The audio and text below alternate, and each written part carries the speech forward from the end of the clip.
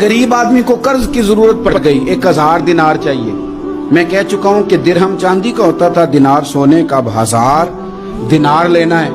तो जिस बंदे से उसने कहा, अगरचे वो नेक बंदा था, उसने कहा यार 1000 दिनार दे दो। तो कहने लगा कोई गवाह है तेरे पास? वो कहने लगा गरीबों का गवाह कौन होता है? हाँ एक गवाह है। कहा कौन? का मेरा रब, वो तेरे और मेरे बीच गवाह है। उसने कहा कोई कफील, अगर तू पैसे ना दे सके तो वो बाद में दे दे, या तुझे कुछ हो जाए तो वो दे दे। उसने कहा कफील भी मेरा अल्लाह ही है।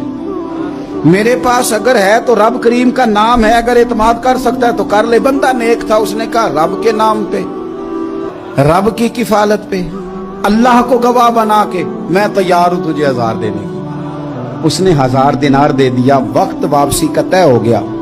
वो चला गया पैसे लेके। उसने पूरी मेहनत की कि मैंने वक्त पे पैसे लौटाने, पूरी मेहनत भी कर ली, अल्लाह ने मदद भी कर दी, पैसे भी उस तारीख को उसे मिल गए। बाद लोगों का तो लौटाने का दिल ही नहीं ना होता।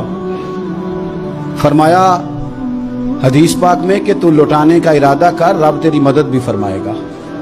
लेकिन यहां बहुत सारे लोग कहते हैं खैर है, इरादा ही नहीं। तो फिर जिस तरह का बंदे का गुमान हो, रब भी उसी तरह का मामला फरमाता है।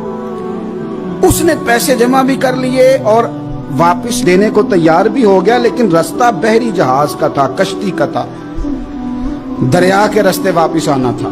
अब वो जब आ गया दरिया के किनारे तो बड़ी कोशिश की, पर वहां उसे कोई कश्ती नहीं मिली। वक्त पे पैसे लौटाने हैं, सफर करना है, अब सवारी मुयस्सर नहीं है। सोच सोच के परेशान था कि मैंने तो अल्लाह के नाम पे लिए।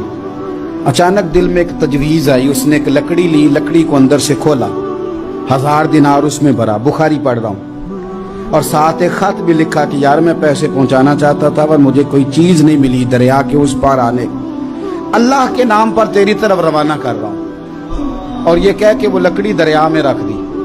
वो लकड़ी डूब गई है, वापस आ गया। वो जिसने पैसे लेने थे वो ऐन मुकर्ररा वक्त पर दरिया किनारे आया।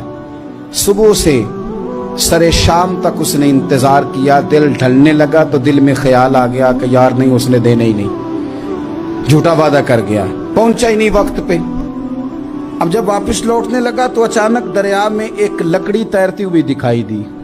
कहने लगा ले जाता हूं, शाम को रोटियां पकाने के काम आएगी, ईंधन बना के जला लूंगा, हंडिया पक जाएगी। लकड़ी उठा के जलाने के लिए घर लाया। गुमान था कि वो नहीं आया वादा करके। अल्लाह को कफील और वकील बना के और गवाह बना के फिर भी नहीं आया। लकड़ी लेके घर गया, बुखारी है।